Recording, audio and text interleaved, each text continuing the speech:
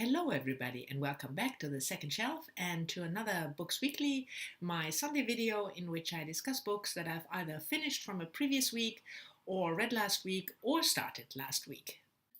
And the first book is the book that I didn't finish from last week. I'm still reading it, and that is Iris Murdoch, A Writer at War, her letters and diaries between 1938 and 1946. Is that correct? Yeah, 46. And I'm really enjoying it. It's not that I don't enjoy it and therefore I didn't finish it, but I'm just taking it slow. It's grouped in letters to certain people, and so I'm reading bits and pieces of her letters to Frank or her diaries, and I really love it to immerse myself in a writer's life, a writer that I really admire. And I think for people who love Iris Murdoch's work, who are interested learning more about her life, this is certainly a very good choice. And there's good explanations and good introductions, but as always with letters and diaries, if you're not interested in that person, really interested in that person, I wouldn't recommend it. But for all you Iris Murdoch fans out there, I can certainly recommend this book. The next book is a book that I did finish last week, and that is Zoe Whittall's The Best Kind of People, a novel that was published in 2016. Zoe Whittall is a contemporary Canadian writer. I'm not going to say anymore a young writer, because almost everybody is young from my point of view. So she's a contemporary Canadian writer, and before she published The Best Kind of People, she published two other novels and a collection of poetry. She also writes for television, and she is, I haven't read any Zoe Whittall before that book, I have to admit, but she is one of the most recognized Canadian contemporary writers. So I was very interested in reading the book, and the premise of the book was interesting in a way that because it's controversial and not done often. It tells a story of George Woodbury, a teacher in school, in a suburb, not in a suburb, in a little town, and his family, his wife Joanne, who is a nurse, and their two children, Sadie, who is just 17 when the story starts, and the son Andrew, who already is living in New York. He's a lawyer. He's in his early 30s. The story takes off when the father, George, is all of a sudden arrested and accused of sexual molestation of some of his students during a skiing trip in the previous winter. So that is a premise that is really interesting, because you don't often, see books in which it is explored how the family would react, what impact would it have on the family, how the relationship would change between George and his wife Joanne, but also with his children, especially Sadie, who is at the school with the victims. But I have to say it up front, I didn't like the book. I didn't think it was a good book. Mainly because I thought there was next to none character development. When the father is arrested, and he is a really, well-loved person, he's teacher of the year consecutively for, 10 years, because 5 years before the incident, he saved his daughter from a gunman who came to school in order to shoot his ex-girlfriend. And there is no indication that there might be something, quote unquote, wrong with George. Nevertheless, the moment he is arrested, his daughter and his wife express doubts. What if he did it? And that sort of stays throughout the novel. So I found that, in a way, I found that very unbelievable, because I tried to put myself in the place either, of the daughter or of the wife, and you've lived with somebody for 20 years. And the first thing, if there's an accusation like that, would be shock, obviously, and disbelief. And then maybe gradually you would start to doubt, and you would think, how do I still love my father? Do I still love my husband? But that doesn't happen. At least I didn't experience it that way. It's just a, from the beginning, there's this doubt. And so that the plot and the character development is sort of, flat in my view. So I didn't like it.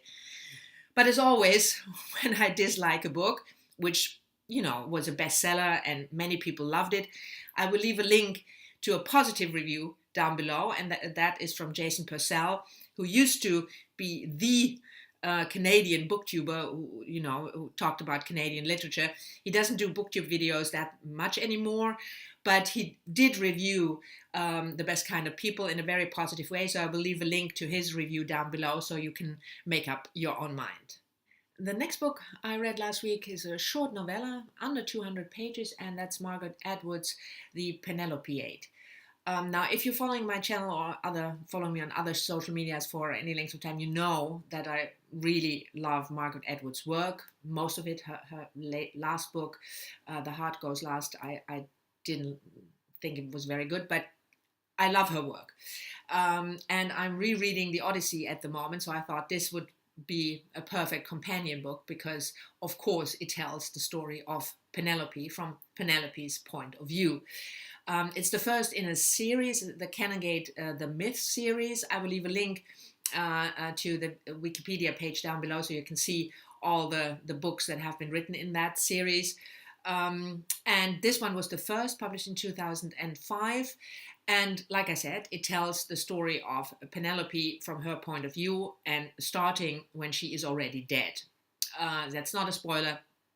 You see that in the first, I think, 2 or 3 sentences, she tells us that she's dead. And then she tells us her life story, her childhood, her marriage to Odysseus, the way when she was alone, when she was waiting for him. And first of all, I thought it was interesting, to accompany my rereading of the Odyssey by the same story, but from a different point of view.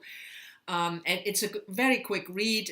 First of all, like I said, it's under 200 pages, and also the font is really big, so you can, I flew through it, which is not to say that a book is not good if you don't fly through it, but this one is a really short read. And I thought it was really interesting. It was extremely funny at times, very humorous, the way Penelope tells us about the afterlife and how it's like, and her relationship to her husband and to the suitors who, harassed her when Odysseus was away for over a decade. So if you are interested in classics, and even if you haven't read the Odyssey, if you just, if you're not familiar at all with the theme, maybe, go on Google and just check out the story so that you have a basic grasp of what the story is about, and then read this, because it's, like I said, it's really funny. It gives a different point of view. It plays with themes like feminism and how the ancient Greeks treated myth and women and about gods. So I loved it. I'm certainly going to reread it. And I mean, look at the cover. Tamara de Lempicka is one of my favorite artists. I think she is fantastic. I have a reproduction of one of her paintings in my book room, because obviously I can't afford an original, but I thought the cover was stunning. So it was great. It was a nice, humorous read that was just a good way of, getting into the story of Odysseus from a completely different point of view. Go read it. It's worth it. And the last book I want to talk to you about is the book that I've just started, which is a reread for me, and that is The Portable Dorothy Parker. This is an edition from 2005, edited by Elizabeth Meade, and it's a collection of Dorothy Parker's short stories and poems. If you're not familiar with Dorothy Parker, she was a writer in the 1920s in New York, rather infamous because of her wit and her, acid humor. I love her short stories. I think are one of the best short stories ever written. So if you're into short stories and short poems, which are more like, short anecdotes, really humorous, but also really, really vicious at times, in a good way. I'm fangirling today in this video. I just realized I love everybody I'm talking about, but okay. It was a good read, and Dorothy Parker. You should definitely check her out if you have never read her. I'm sure you will love her. There's always also been a movie made of her life with Jennifer Jason Leigh giving a wonderful performance as Dorothy Parker, because her life, although she was very humorous and witty and successful, was not all free of gloom. She was prone to depressions. Her relationships didn't work. She was drinking too much. So if you want to check it out, I leave a link to the movie trailer. The movie is called Mrs. Parker and the Vicious Circle, and it's from the mid-90s. Maybe you check that out first if you've never heard of Dorothy Parker, and then read her work, especially her short stories, but also if you're into poetry, her poems. So I'm really looking forward to going on with this one. So this was it for a fangirly, mostly very positive video about family and sons and daughters. I hope you've enjoyed it. Thank you very much for watching. Talk to me in the comments as always, or talk to me in other social media. I will leave the links to all my social media down below. And have a good the rest of a Sunday. See you soon in my next video. Bye-bye.